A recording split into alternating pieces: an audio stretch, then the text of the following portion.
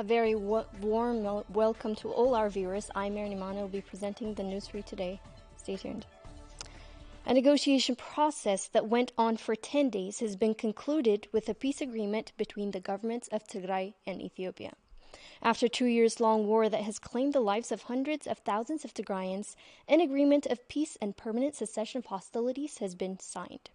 The two parties met in Pretoria, South Africa, to sit for negotiations, with the African Union mediating the session. Representative of the government of Tigray, Getachew Reda, said he hopes that the two parties honor the agreement. Let's take a look.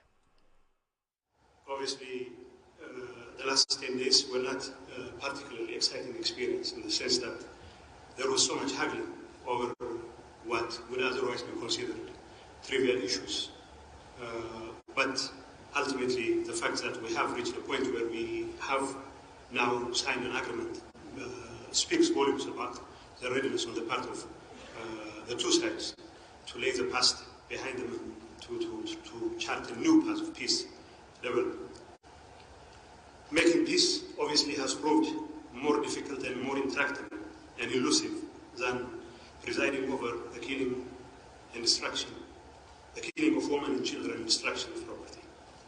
The war in our part of the country, the last 2 years, has claimed the lives of hundreds of thousands of people and has turned Ethiopia, once in the cusp of great economic progress, into a bad parody of itself and caused tremendous suffering to the people of Tigray. Our people have been killed not only through bullets, but also for lack of food and medicine. Our children do not go to schools. Our hospitals are not functioning because of the war. We have always felt this war was imposed on us, and we have always been ready to do everything in our power to stop this war. Now that we are here to sign an agreement, to at least explore the opportunity to see if we can make this, and it is still within reach. It will come as a relief not only to the people of Tigray, but also to the entire Ethiopian population. And I hope, it's my hope and expectation that the two parties will continue to honor their commitment and redouble their efforts to make sure that the agreement they have signed is implemented and in a manner that satisfies the interest of our people.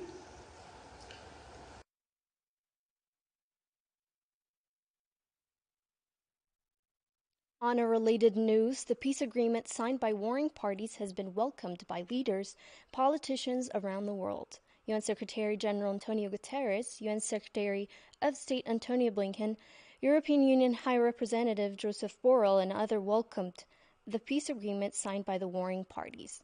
The leaders called the efforts to end the 2-year-long war extraordinary and expressed their hopes for peace and everlasting political stability in Ethiopia.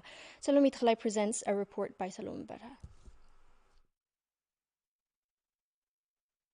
Following the peace deal between the Tigrayan and Ethiopian governments, UN Secretary General Antonio Guterres said the agreement was a critical first step in ending the 2-year-long war and urged the Ethiopian people and the international community to support the bold step. The Secretary General pledged his support to the parties in implementing provisions of the agreement and appealed that the cessation of hostilities scales up humanitarian assistance to those in dire need. U.S. Secretary of State Antony Blinken and American Ambassador to the United Nations Linda Thomas-Greenfield also welcomed the agreement and appreciated the African Union for what they called extraordinary efforts in bringing peace, adding that the United States is ready to support its implementation and further dialogue towards a lasting peace. European Union High Representative Joseph Borrell also welcomed the peace agreement and called for its swift implementation, prioritizing the restoration of public services and delivery of humanitarian aid. Kenyan President William Ruto, on his part, applauded authorities on both sides for their commitment and bold measures towards restoring peace in the country. The president expressed his hopes that the deal will create an environment to nurture durable peace and political stability in Ethiopia. The 2-year-long war has seen the deaths of hundreds of thousands of civilians and the displacement of millions more. Indiscriminate shelling in the town of Adigrat on November 1st killed civilians, including a 3-year-old child. Continued shelling by the Eritrean forces since the resumption of hostilities in August has killed dozens and displaced hundreds more. We spoke to a family in Adigrat who say they spent every day inside a makeshift trench they dug to escape the shelling, Sarun Tigrai reports.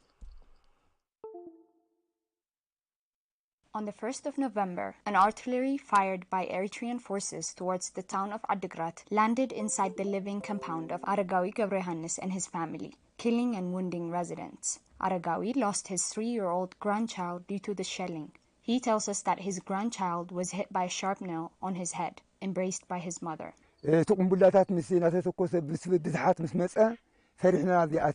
the shelling got intense, we ran from the compound and went into this house here. While we were inside, a shell was dropped here and killed a 3-year-old child.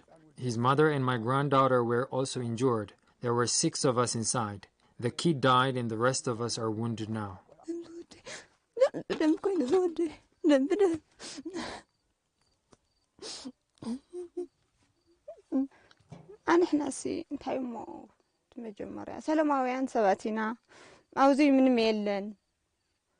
We are just civilians. There is no military-related facility around here. We were sitting inside this house to escape from the shelling. I was holding my son and sitting right here. Out of nowhere, shrapnel flew in and hit my son. I tried to crawl outside while I was holding him. When I got out and looked at him, he lied there, lifeless. This used to be the door. The shrapnel flew inside, shattering the door. There were 6 children inside this house. One of them died because he was hit by a shrapnel from the shell. This is just a civilian residential area. There is no military camp or a fortress around here. We thought we all would survive the shelling by being sheltered inside this house. An elderly couple residing in the same compound also lost their house to their destruction. Although their house was completely destroyed by the attack, Kiros Kidanu and his wife, Taha Gebrselassie, survived the deadly shelling thanks to a trench they previously dug to escape shelling.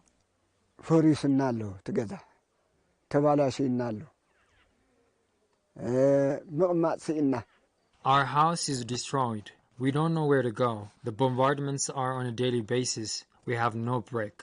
We hid inside the trench here. We come out when we think the shellings has subsided, but then they start firing back again. So we got inside the trench again. We spend the whole day and night here because the shelling is so intense. I built this trench so that we can hide from the shelling everywhere. Continued shelling by Eritrean forces since the resumption of hostilities has killed dozens and displaced hundreds more. Drone and heavy artillery attack was carried out in the town of Maijo in southern Tigray, killing and wounding many civilians. Medical director of Lemlem Carl Hospital in Maijo, Dr. Yibrah Gabramedhin, said that the hospital is receiving several civilian casualties due to the continuous attacks in the area. However, the hospital remains unable to provide the necessary treatment to survivors due to lack of medical supplies. The medical director also noted that lack of fuel and transportation is leading to the rise of number of fatality. Intense bombardment and shelling throughout Tigray has caused the death and injury of civilians and displacement of scores more.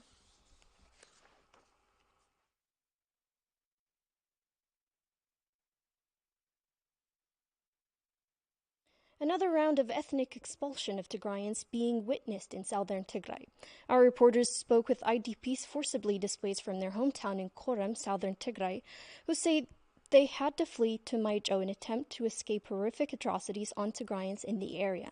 This comes to light after a successful ethnic cleansing campaign in western Tigray that got rid of the majority of Tigrayans out of the area. Sablor Glemma reports.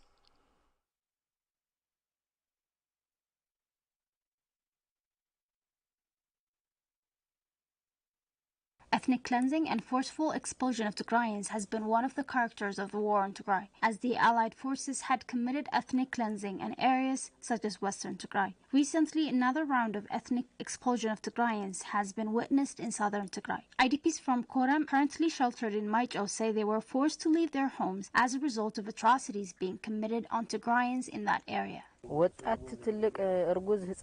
It doesn't matter whether you are young, old, pregnant, or child. They were just slaughtering and killing indiscriminately. They also raped women. We were being attacked by heavy artillery when we were there. They were saying Tigrans should leave and made us suffer. We have witnessed terrible atrocities.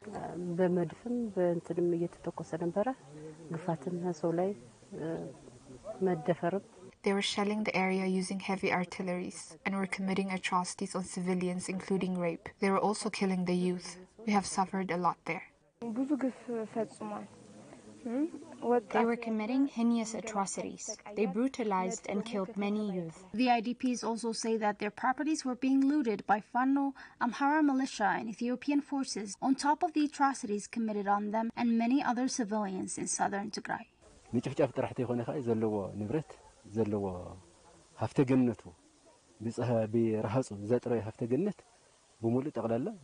They were not only attacking people, but they were also looting properties we have worked for our entire lives. This shows that they want the land but not the people. Our properties have been looted by the Fano, Amhara militia and Ethiopian forces. The people you see here have left their cozy homes with none of the properties they owned. We came to Macho with nothing on our hands. The IDPs added that even though they have escaped the atrocities in their hometown, the blockade of basic services has made it difficult for them to live in the shelter. There are so many problems here because we have children to take care of. We have pregnant and lactating mothers. There's nothing here. We have nothing to eat. If, for instance, we ate roasted grain in the morning, we would have nothing to eat later the day. We sleep on an empty stomach. There are more than 3,000 people that included the youth, elderly, pregnant, and lactating mothers. As you can see, they are only eating roasted grain and a piece of bread. They have nowhere to sleep on. They just sleep somewhere in the corner. Many children in Tigray have been separated from their families as a result of the 2-year-long war. Our reporters spoke with children in Ma'ala that are unable to contact and meet with their families due to the complete communications blackout. Haile Gabru has more. The resumption of violence in western and northwestern Tigray has left families devastated, with most of them separated. These children now find themselves far from home in overcrowded IDP centers across the region, have already lost connection with their communities. These children, whose ages range between 11 and 13, have been displaced to Maqala, leaving their entire family in different parts of Tigray.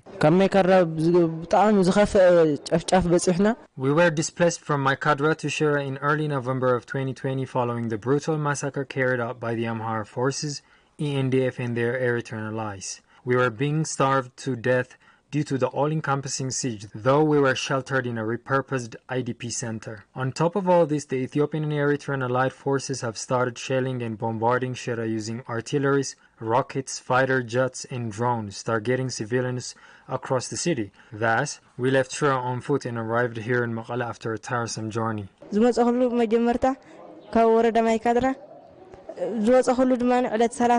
were displaced from Maikadra district on December 9 to Shira and Dasilase. I get speechless when I think about the dead bodies laid everywhere on our way to Shira. We stayed in an IDP center in Shira for 2 years. However, following the war on the people of Tigray, we were obliged to be displaced to Maqala yet again. On our journey, we have seen nursing mothers suffering severely. In general, the atrocities committed on us are diabolical. I am from Kafta district. We have been banished from our own home by the Amhara forces and their Eritrean allies that we had to leave to Shira 2 years ago. Following the recent resumption of hostilities in Tigray, both Ethiopian and Eritrean forces were shelling Shira with heavy artilleries, drones, and fighter jets, targeting civilians mainly. Then after, we came to Maqala on foot to save our lives. The atrocities were so vicious. On the way here, we have witnessed countless bodies of mothers and children killed by drones and artilleries. I used to live in Badme, northwestern Tigray. My mother has been killed by the barbaric Eritrean forces in November of 2020 at her home. Then I came to Shirara on foot. I couldn't be able to be connected to my family since then. Few months after I went to Shira, Midraganet IDP Center, have been sheltered for almost 2 years. I have witnessed many of the nursing mothers, children, and people with chronic illnesses falling like leaves of autumn while I was coming here. It was so shocking. The children have also expressed their concern about the current condition of their family members. I left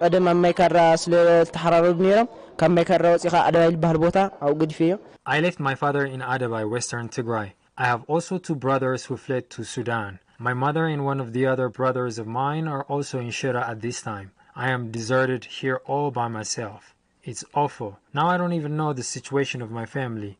I'm really worried.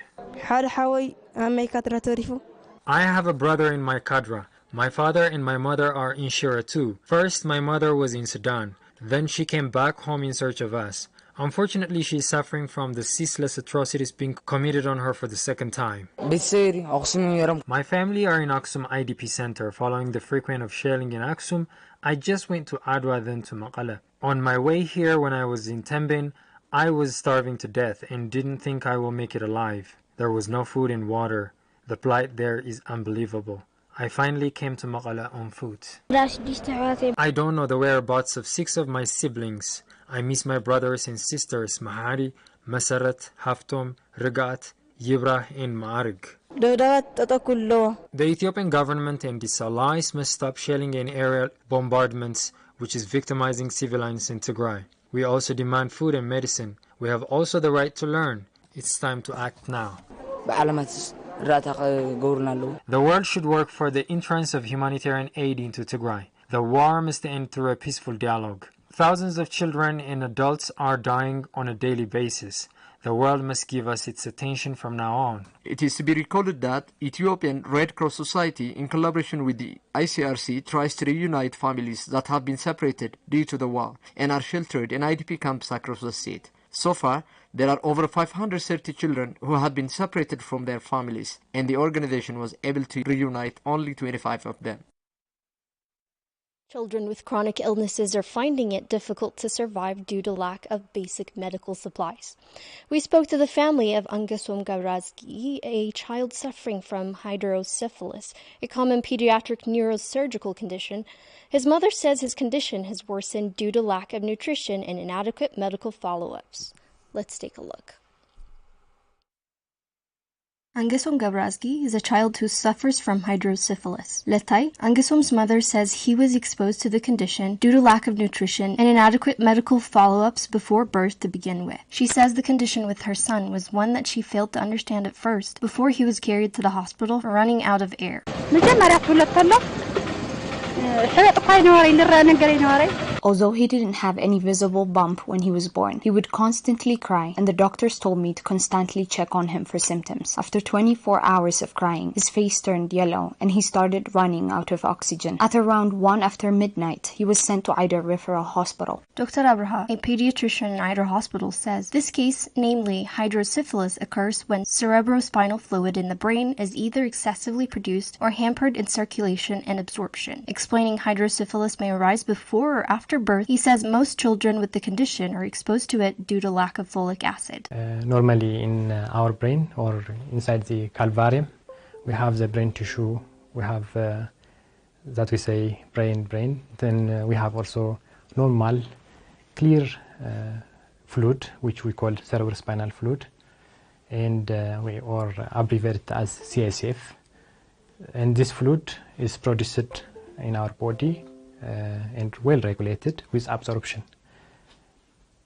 Either excessively produced or hampered in the circulation and absorption, the CSF or this cerebrospinal fluid accumulates excessively. Although they came from the district of Tembin all the way to Eider Hospital, Ma'ala, for medical treatment of their child, leaving their other children behind, no medical supplies were available to them due to the siege-induced depletion of medical supplies.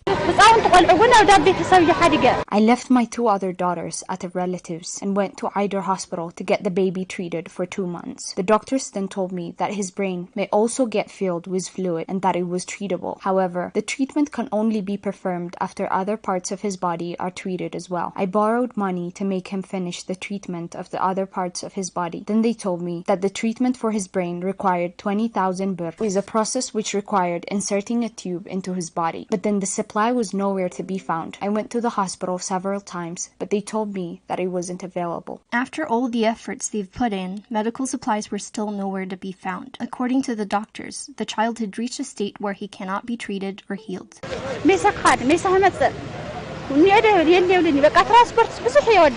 As I went back and forth from our town to the hospital in Magala, I spent all the money I had in transportation. So I went to the district office to ask for help. They told me they would pay for the supply if it was available. Now he is 1 year and 2 months old and he hasn't gotten any treatment so far. But then I went to the hospital and asked, and they told me that the medical supply wasn't available and that he hasn't reached a state where he can be treated entirely. And on this kid, as you saw, the head is too big, and mother described the measurement was 81. So likely this is a circumference measured from the front of the head and back of the head and circumferentially. And this is likely a state of non-salvageable condition following delay in intervention. At normal circumstances in either comprehensive specialist hospital, we had a service called insertion of tube from this intracranial or brain area pocket of fluid to the abdominal cavity, which we call it ventriculoperitoneal shunting. At this time, we don't have the shunting tool, and we are not offering the service to clients. So this toddler by age is now in a state that can't be salvaged, and the brain cannot be amenable to surgeries at this time. This was caused by her failure to attend her medical pregnancy follow-ups properly in fear of the war-inflicted terror and what might happen to her if she got out of the house at the time.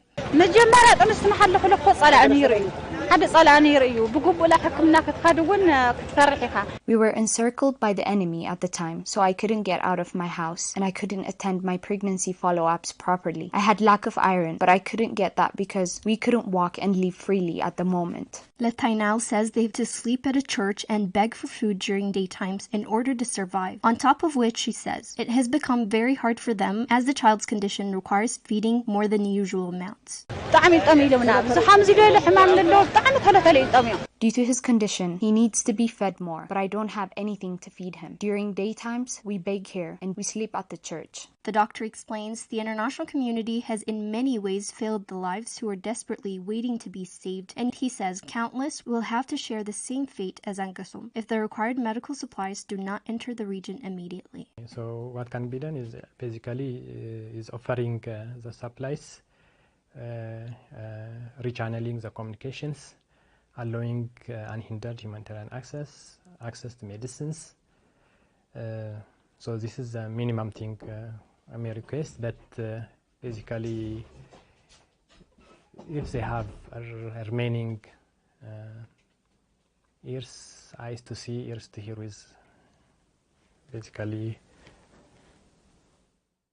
I have lost hope of the support they would offer. I think the scenario we are passing through is, I think, the worst scenario we are through, and would they bring us change? I doubt they would. Well, that wraps up our news for the hour. I'm Mer from Tigray. Thank you for tuning in.